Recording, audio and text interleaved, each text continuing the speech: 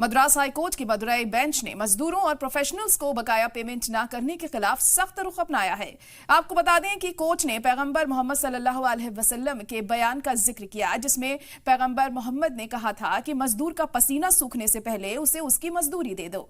इसी बयान को लेकर कोर्ट ने कहा कि यह सिर्फ एक मजहबी तालीम नहीं है, बल्कि इंसाफ और इंसानियत का एक बुनियादी सिद्धांत है। दरअसल ये मामला मदुरई सिटी म्युनिसिपल कॉर्पोरेशन से जुड़ा है। कॉर्पोरेशन के एक पूर्व स्टैंडिंग काउंसिल वकील पी थरवमलाई ने कोर्ट में एक याचिका दायर की। उन्होंने बताया कि 1992 से 2006 तक लगभग 14 सालों तक कॉर्पोरेशन के लिए काम किया और सैकड़ों मामलों में उसकी तरफ से लड़ाई की। इसके बावजूद उन्हें उनकी पूरी प्रोफेशनल फीस नहीं दी गई। पिटिशनर के मुताबिक उनकी कुल बकाया फीस लगभग 2 लाख के करीब थी, जिसमें से सिर्फ 1.5 लाख का पेमेंट किया गया है और पैसे अभी भी बाकी हैं।